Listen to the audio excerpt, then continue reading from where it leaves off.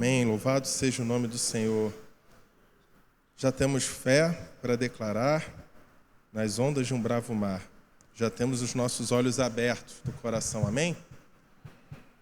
E eu queria convidar meus irmãos, nessa noite, para ler um trecho das Escrituras, orar um pouquinho e colocar os nossos olhos do coração abertos, para que nas tempestades da vida, de fato, a gente consiga, nas ondas de um bravo mar, gritar e clamar para aquele que é o nosso mestre. Amém, irmãos? Então, vamos abrir aqui as Escrituras em Lucas, no capítulo 18. Lucas, no capítulo 18, no versículo 31. Pode projetar, por favor. Eu quero trabalhar com os meus irmãos aqui nessa noite a jornada dos corações dos discípulos e do Timeu, que era o Bartimeu, filho do Timeu, O filho do Timeu, ele, coitado, nem tinha nome, Tão pobre que era, nem deram um CPF para ele, não tinha um nome ali. Mas esses dois universos, dos discípulos que estavam seguindo a Jesus e desse cego que Jesus curou, eles se encontram num determinado momento. Dois tipos de corações diferentes, que pode ser o seu ou pode ser o meu. Então eu quero convidar meus irmãos para esse ponto, onde as coisas ficam mais claras, e é justamente aqui no versículo 31. E a gente ora um pouquinho depois. Tomando consigo os 12, disse-lhe Jesus: eis que subimos para Jerusalém, e vai cumprir-se ali tudo quanto está escrito por intermédio dos profetas, ao tocante ao Filho do Homem, no tocante ao Filho do Homem. Pois será ele entregue aos gentios, escarnecido, ultrajado e cuspido, e depois de o açoitarem, tirar-lhe-ão a vida, mas ao terceiro dia ressuscitará. Eles, porém, os discípulos, nada compreendiam acerca destas coisas. E o sentido destas palavras era-lhes encoberto, de sorte que não percebiam o que ele dizia. Senhor Jesus, aplica a Tua palavra ao nosso coração nessa noite. Estamos com sede de Ti, estamos com fome da Tua presença. Precisamos, Pai, que a Tua palavra alimente a fé em nossos corações, para que possamos crescer contigo e que possamos aprender com a jornada dos discípulos e com a história desse cego que foi curado. Senhor, mais da Tua palavra. Fala conosco, em nome de Jesus. Amém. Então, essas foram as lições de Jesus no caminho. Ele estava, na verdade, irmãos, preparando os discípulos para a sua morte.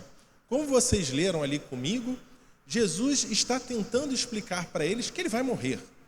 Ele vai morrer e os discípulos não entendem bem isso. Na verdade, eles não entendem isso há muito tempo. Lá, bem antes dessa jornada até Jerusalém começar, no Monte das Transfigurações, Jesus se transfigura, estava lá Pedro, Tiago, João, e Pedro não perde a oportunidade de ficar calado, e ele fala: bom, aqui tá bom, vamos ficar por aqui, vamos ficar, pode passar? Vamos ficar num céu sem cruz, vamos viver a glória sem passar pela cruz. Sabe, uns 6 ou 8 dias antes do Monte da Transfiguração, Pedro já tinha falado: não, tu és o Cristo, o Filho do Deus vivo. Jesus falou: muito bem, você mandou bem, mas não foi carne que te revelou, foi meu Pai no céu. E Pedro: eu sei, eu sou muito bom. E aí continuou aquele diálogo crescente, até que Jesus falou: então eu vou morrer. Aí Pedro: não, mestre, não vai morrer não. Então Deus tinha acabado de se revelar a Pedro, mas ao mesmo tempo, logo depois, poucos versículos depois, Jesus falou: olha, sai daqui que você está conjecturando com as coisas do diabo. Então isso mostra que, já que Pedro passou por isso, você podemos flertar com o erro muito facilmente. Um caminho que sai dali do Monte das Transfigurações, da Transfiguração, descendo do norte ao sul de Jerusalém. Agora a geografia de Jerusalém está em alta, A gente está vendo o mapa toda hora na TV, mas fica muito mais fácil de explicar assim: é do norte ao sul, são 110 quilômetros andando mais ou menos, Daqui do Rio de Janeiro até Niterói a pé, não passando pela ponte, indo lá para Itaboraí, São Gonçalo, aí você vai, essa é a rota. No dia que você quiser se aventurar, fala, Senhor, quero conhecer o caminho, você vai. Amém, irmãos? Então foi esse o caminho, e Jesus tentou no caminho explicar para os seus discípulos, eu vou morrer, importa que eu morra. E, ao que parece, a gente não sabe bem se o caminho era para a cruz ou para um trono. Pedrão tinha errado, e nesse momento que a gente lê João, no capítulo 18, a gente percebe também que Tiago e João estavam prontos para errar. Porque eles não acreditavam nisso e eles queriam uma parte do reino também. Então, vendo que eles estão perto do erro, o que eu pensei? Vamos buscar nas Escrituras o que Jesus estava tentando consertar, porque Jesus estava tentando consertar esses corações, amém? Então, a gente tem 3 relatos, que é em Mateus, Marcos e Lucas, e que Jesus está tentando consertar esses corações. Está ali pertinho de Jerusalém, está chegando em Jericó. E Jericó, meus irmãos, a gente vai falar depois, é um lugar muito interessante para esse tipo de conversa. Então, pode passar. No texto de Marcos, se vocês pegarem um capítulo que começa a falar sobre essa questão de sua morte, você vai ver, e eu não vou ler todos os textos, os irmãos conhecem os textos, mas eu vou pensar o que interessa para a gente. Jesus fala sobre o divórcio. O coração de vocês está duro, e foi por causa disso que Moisés abriu essa concessão, não um mandamento. E logo a seguir, Jesus fala o quê? Vem as crianças. E aí ele fala, olha, é delas o reino. Há uma dureza no nosso coração que nos divorcia de Deus. Nos leva para longe do noivo.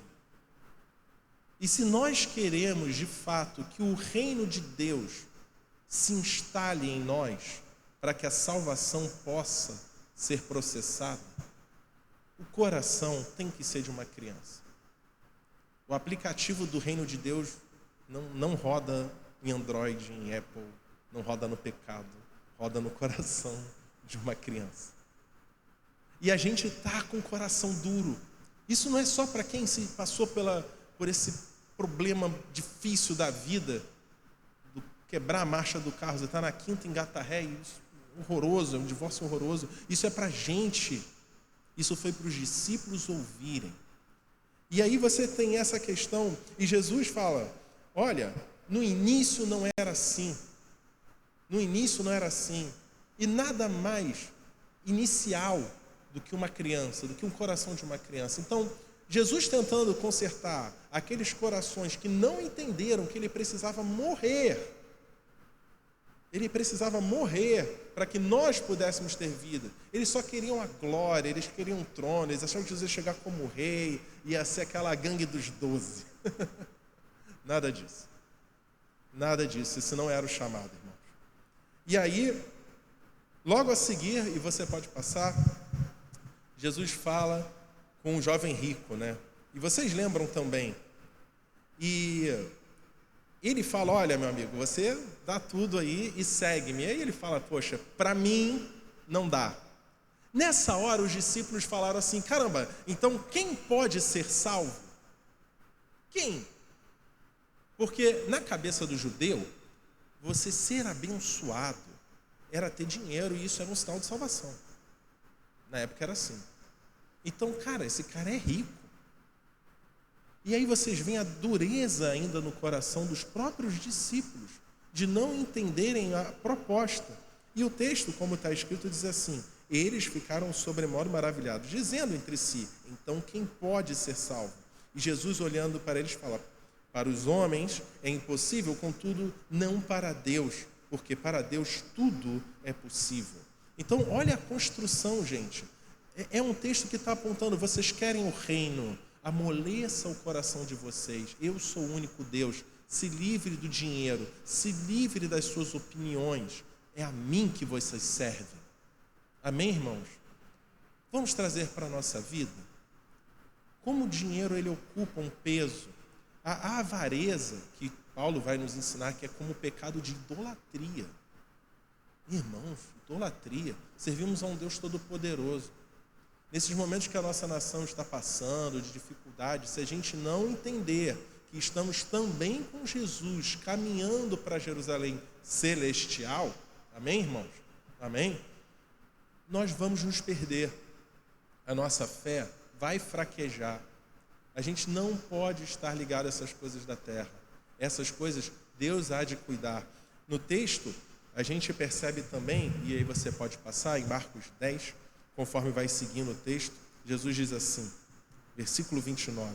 E isso aí já é outra lição que diz: em verdade vos digo que ninguém há que tenha deixado casa, irmãos ou irmãs, ou mãe, ou pai, ou filhos, ou campos, por amor de mim e por amor do Evangelho, que não receba já no presente 100 vezes mais casas, irmãos, irmãs, mães, filhos, campos, com perseguições.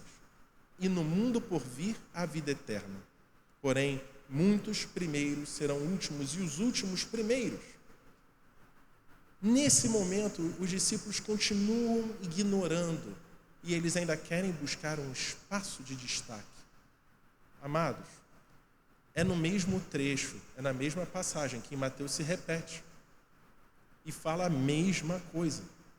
Precisamos nos humilhar debaixo da poderosa mão de Deus e deixar Deus fazer. Eu sei que tem certos problemas em que nós queremos exercer governo sobre eles, queremos decidir sobre eles, queremos tomar escolhas, porque afinal de contas eu sirvo a um Deus Todo-Poderoso. Mas nesse caminho que estamos indo para Jerusalém Celestial, o poder está na oração. E no mesmo contexto em que Jesus está tentando ensinar para eles, nós vemos que é trabalhado também a oração. Pode passar, por favor.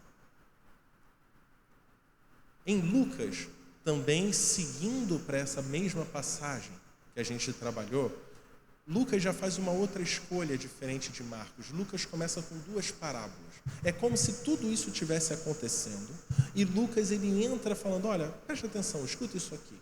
Vocês já ouviram essa parábola da viúva? Havia o juiz que roubava, lembra?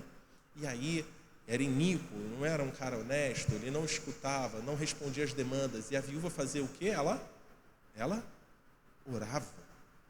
Ela orava, e ela orava, e ela orava. E aí, o juiz iníquo, né, de tanto ela insistir no pedido, concede. E é a mesma coisa nós. E a gente acha que Deus está demorando, porque a gente ainda acha que a gente está governando, porque a gente ainda acha que somos como os discípulos, os bonzões, e não somos. E o Jesus, ele joga uma pergunta para a gente. Olha, vocês precisam orar mais, porque é assim que começa uma parábola sobre a necessidade de orarmos consistentemente. Vocês precisam orar mais. Mas será que quando eu voltar eu vou achar fé na terra? Eu coloquei a bandeira de Israel de propósito atrás. Gente, é impossível a gente não enxergar que há guerras, rumores de guerras, terremotos, e que a vinda do Senhor é iminente. Os ímpios estão falando isso.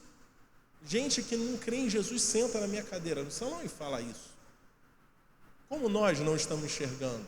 Mas será que a dificuldade da vida, a quantidade de juízes iníquos que está aumentando e que sobrecarregam e pesam na nossa vida no dia a dia, quantos problemas estão travados, quantas coisas estão sendo impedidas, quantas coisas no caminho a gente fala, Senhor, resolve isso. Calma. Ele é rápido em responder, por mais que pareça demorado. Ele não é o juiz iníquo, não é. Ele é o Senhor Todo-Poderoso, amém? Então vamos persistir em oração, mas os discípulos não. Os discípulos dormiam quando Jesus ia orar, lembra? Tinha esse problema.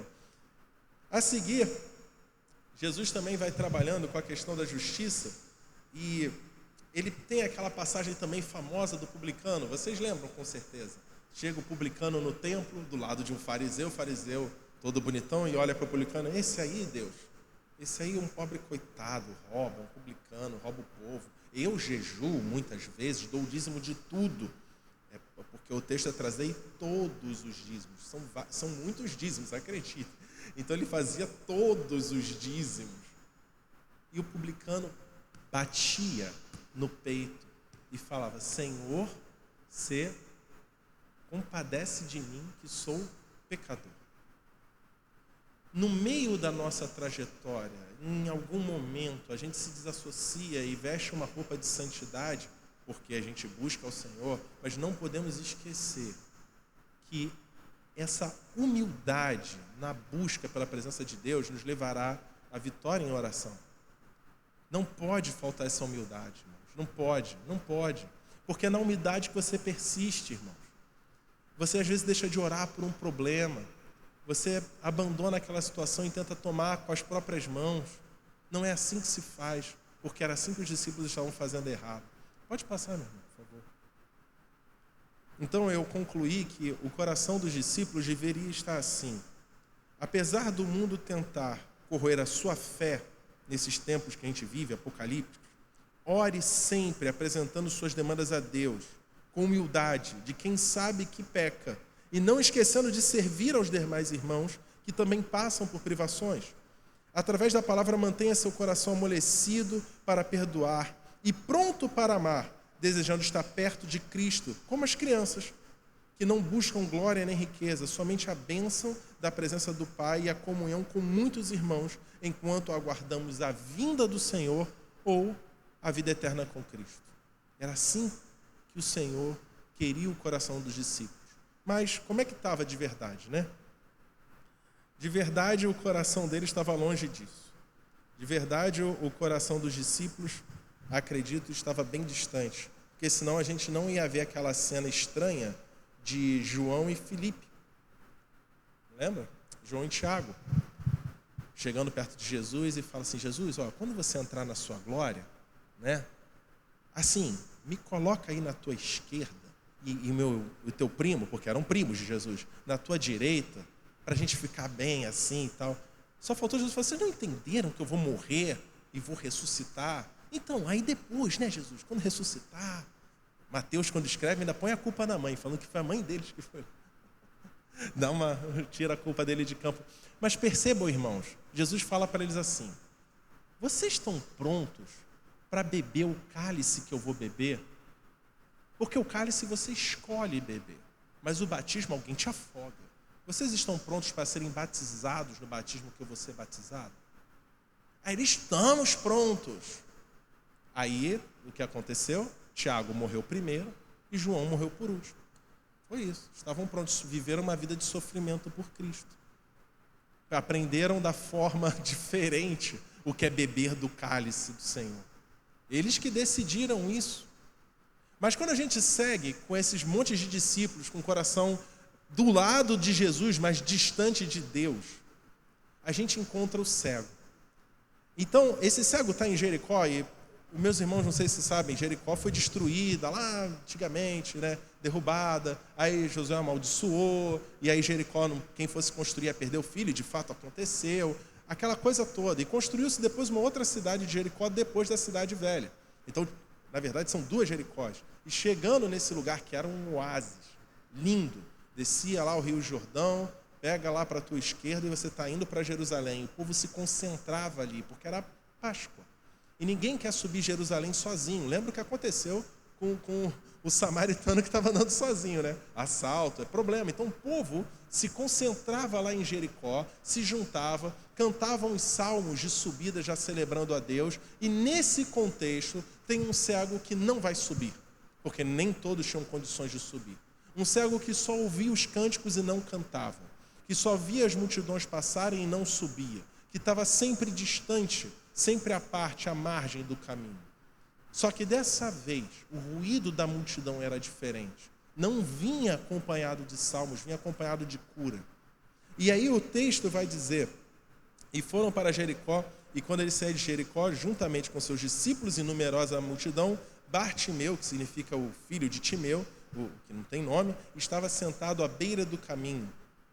E ouvindo que era Jesus, o Nazareno, pôs-se a clamar, Jesus, filho de Davi, tem compaixão de mim.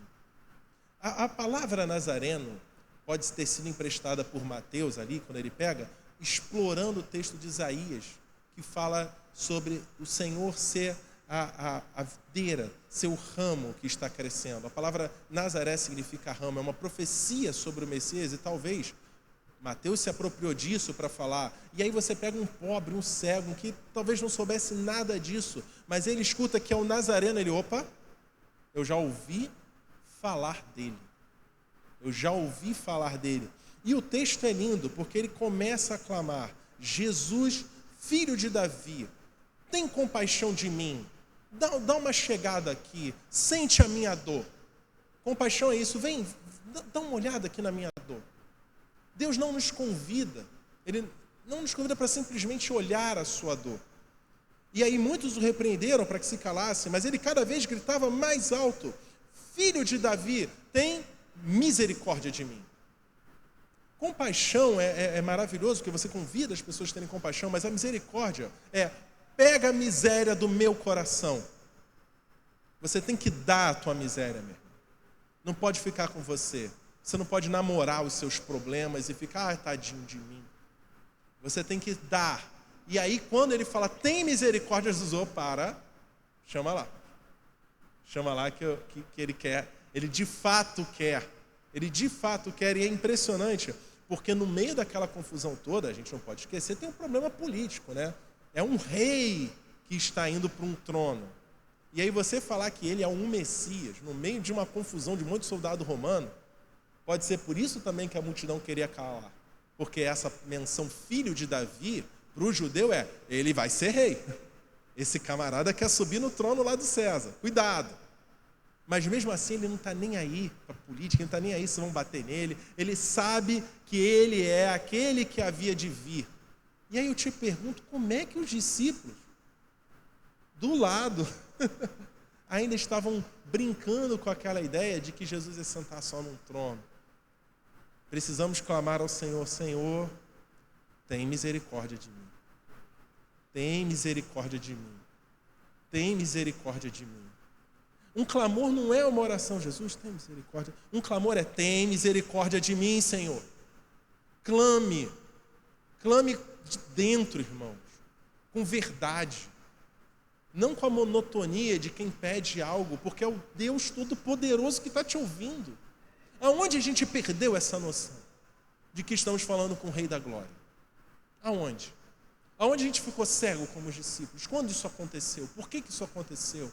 Será porque a gente está andando muito do lado de Jesus e já não enxerga aquele que é o nosso Senhor?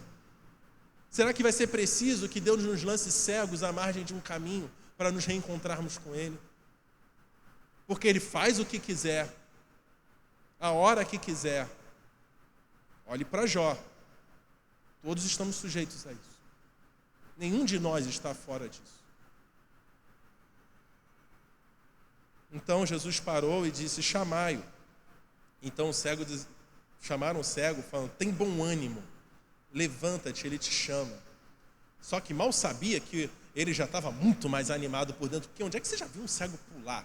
Cego sai palpando as coisas. O texto diz, claro, que ele deu um salto. É contra a psicologia de um cego isso. Nunca vi um cego, a não ser as Olimpíadas, né, tal, que a gente vê o pessoal que treina, mas a gente está falando de um cara que está sentado há muito tempo, ouvindo multidões passarem e reconhece uma voz diferente. Então ele larga tudo, ele abandona tudo que ele tinha, sua roupa, e a sua capa. Alguns, eu já vi gente falando que a capa era o direito romano de esmolar, mas eu nunca achei essa ideia. Mas o fato é que ele abandona o pouco que ele tinha e vai para os braços do Senhor, tendo a certeza que lá há cura. E a gente às vezes vem para a igreja perguntando se o culto vai ser bom. O Rei da Glória está aqui. Vai ser bom. Perguntou-lhe Jesus: que queres que eu te faça?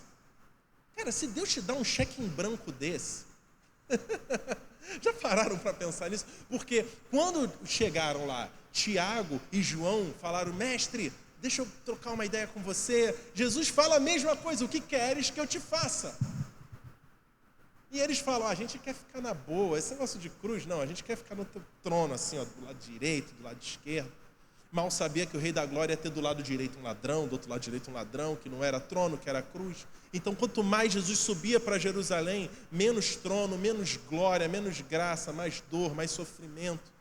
E foi por você, foi por nós, que ele se desfez de toda a sua glória. E aí ele fala: mestre, Rabone. Rabone não é só mestre, assim, mestre, não. Tipo, você é o meu discipulador, você é aquele que vai me orientar, você é aquele que vai me ligar, você é aquele que vai me ensinar o que fazer, porque eu já não sei mais o que fazer. A gente está falando de um sujeito sem identidade, que reconhece a identidade do Cristo. E a gente faz umas orações estranhas, e que o tema é só o nosso umbigo, nunca é o próximo.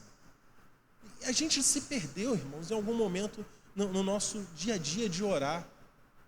Quando que a gente vai poder se despir daquilo que nos protege das nossas capas e falar: Senhor, o Senhor é o meu Rabone, o Senhor é o meu mestre, o que o Senhor mandar eu vou fazer. Quando a Bíblia fala que o meu jugo é suave, o meu fardo é leve, é porque os rabis da época que coordenavam as sinagogas, cada um tinha um fardo. Então perguntavam: caramba, você é de qual mestre? Eu sou do fulano. Poxa, qual é o fardo dele se sua casa pegar fogo? Eu só posso levar 3 capas. O meu deixa levar 5. E Jesus fala: não, o meu fardo é suave. O meu jugo, o meu peso é leve. Então prontamente o cego entende e pede que eu torne a ver. E é essa que é o ponto alto. Amados, hoje, para alimentar a nossa fé, para a gente poder ter coragem de viver nesse mundo, que a gente restaure a visão naquele que é o nosso mestre. Que a gente torne a ver Cristo como o centro de todas as coisas. Que a gente volte a ver Cristo como aquele que tem prazer em ouvir você clamando pelo teu irmão antes de você clamar por você. Porque é nesse ponto que as Escrituras nos tocam. Fala que devemos orar para que o fruto permaneça. Devemos orar para que o fruto permaneça. Quem é o fruto? É o Carlos, é o pastor Roberto, é minha esposa. A gente tem que orar assim, que o Carlos seja abençoado. É um exercício, o fruto tem que permanecer. Aí Jesus fala: pedirei o que quiseres que vos será feito. Só que a gente esquece que tem a ver com o próximo e não com a gente. Mas ele não esqueceu, ele subiu. E então no texto a seguir diz assim: Jesus lhe disse: vai, a tua fé te salvou.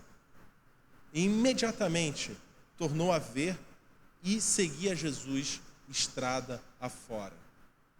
Ele não foi só curado dos seus olhos, ele foi curado na sua alma. E a nossa alma precisa de cura hoje, amém, meus irmãos? A gente precisa deixar o Espírito Santo tocar nos nossos corações para a gente ter fé para clamar. Como a gente cantou: eu acredito que não vou fracassar porque tu estás comigo. Quem é que está contigo? É aquele rei que você quer, porque eu sou... Não é essa a ideia dos discípulos. A gente quer a ideia do cego do Bartimeu, do filho do Timeu. A gente quer seguir Jesus estrada fora. A gente quer seguir Jesus para Jerusalém celestial, sabendo que a situação está apocalíptica mesmo, é o fim. Então, se a gente não preparar a noiva de Cristo para entender que virá a tribulação, que a gente tem que perseverar, né? A gente vai ficar como, meus irmãos? Vamos viver no evangelho falso de só vitória, só vitória, só vitória? Amados, Deus quer ouvir dos nossos corações nessa noite um clamor. Um clamor pela igreja de Cristo. Um clamor pelos seus irmãos que não estão aqui e precisavam estar para ouvir essa mensagem. Precisavam ouvir um clamor que saia de dentro da sua alma. E pode ficar tranquilo que os teus problemas Ele sabe. E Ele sabe que esse sentimento de ser uma viúva que parece que Deus não está perto, né? Às vezes tem essa sensação: Senhor, parece uma viúva, cadê o noivo? Parece que o Senhor morreu, dizia o Nietzsche, né? Que Deus está morto. Acabou maluco, aquele filósofo, no meio da praça, gritando igual um doido, achando que Deus está morto. Ele não está morto. Como fala, vigia e guarda. Ele vigia e nos guarda. Ele não vai demorar para responder a tua causa, mas é necessário, irmãos, que levantemos um clamor pela igreja de Cristo, pelo corpo de Cristo, pelos seus irmãos que não estão aqui, pelas nossas causas. Deus sabe, a gente também pode e deve, vamos orar. Mas há necessidade de sermos mais corpo, de restaurarmos a nossa visão. Sabe, Pedro, que falou na hora errada, pode passar, ele aprendeu em 1 Pedro, quando ele escreve, no capítulo 1, no versículo 6 diz assim, nisso exultais, embora no presente, por breve tempo, se necessário, sejais contristados por várias provações. Então, quer dizer, se alegrem nos problemas, é isso passa. Resumo, tá vendo? Tá doendo? Calma, passa. Se alegrem nisso, o Senhor está nisso. Para que, uma vez confirmado o valor, você vê a alegria de Jesus em saber que você usa o dom da fé que Deus te deu. Jesus se alegra com isso, vê o cego, levanta e fala, caramba, ele usou a fé que eu dei. É nisso que Pedro está falando. Qual o valor dessa fé que o Senhor te deu? Para que, uma vez confirmado o valor da vossa fé, muito mais preciosa do que ouro perecível, mesmo apurado por fogo, redunde em louvor, glória e honra na revelação de Jesus Cristo, a quem, não havendo visto, a mais. Às vezes o cego era esse. Não via. A gente é que não viu Jesus, é isso que que Pedro está querendo dizer. Vocês não viram o Cristo, mas vocês amam. O cego também não viu, mas ele amou. E no qual não vendo agora, mas crendo, exultai com alegria indizível e cheia de glória. Então, meus irmãos, está com problema, se alegra no Senhor. Ele tem cuidado de vós. Pega o teu problema e fala, Rei da Glória, está vendo esse problema aqui? É seu, mas olha para o meu irmão. Está vendo, Rei da Glória? O teu meu irmão está passando isso, o teu irmão está passando aquilo. Comece a exercitar a sua fé em orar pelo próximo. Eu sei que hoje você vem aqui trazer os seus problemas, e é justo, porque a viúva fez isso incansavelmente. Mas eu gostaria que os meus irmãos se cansassem um pouco orando pelo próximo. Amém, meus irmãos? Não só orando pela paz de Israel, mas também orando para que os nossos irmãos se confirmem e se consolidem nessa palavra. E eu queria, nessa hora, fazer um apelo. E eu queria que vocês baixassem a cabeça. E você não precisa levantar, porque todos nós estamos no mesmo barco. Precisamos ter a nossa visão transformada, mas eu queria orar pelos meus irmãos brevemente. Senhor da glória, Tua palavra foi ministrada, aplica nos nossos corações a necessidade, Pai, de não nos iludirmos com um evangelho de glória, de riquezas, de poder, mas nos contentarmos com a Tua presença, nos tirando do anonimato, nos tirando, Pai, daquele lugar, a sarjeta ali jogado do canto e nos chamando para ter a nossa visão restaurada, Senhor. Porque sabemos que é o Messias que vem, sabemos que estamos falando com o Rei da Glória. Pai, que nas nossas orações mais simples não possamos perder o sentimento de que Tu és o nosso Senhor, que Tu não vai demorar para responder por mais que pareça. Que possamos guardar em nosso coração a chama do Evangelho e abrir a nossa boca e subir contigo para Jerusalém, para onde o Senhor foi morrer na Páscoa. Que possamos estar do seu lado caminhando e glorificando o Teu nome, para que o mundo veja a Tua glória através de nós. E em nós opera a Tua fé, Senhor. Opera esse dom maravilhoso que o Senhor nos deu. Aumenta-nos a fé, Senhor. Acrescenta-nos a fé, Senhor. Tu nos falaste, Tu nos prometeste que pelo ouvir da Tua palavra a fé seria acrescentada. Então, Senhor, como eu falei, para orarmos pelos nossos irmãos, eu quero colocar cada um aqui, Senhor, nas Tuas mãos. Tantos problemas, Senhor. Tantas lutas meus irmãos têm passado, Pai. Tantas tribulações que muitos aqui não sabem, Senhor. Mas Tu sabes, Pai.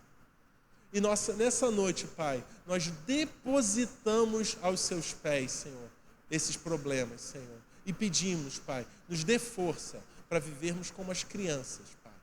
Querendo estar abraçadas contigo, em comunhão contigo e junto com os nossos irmãos. Alimenta-nos, Pai, nessa noite. E é assim que nós louvamos e Te agradecemos. Em nome de Jesus. Amém.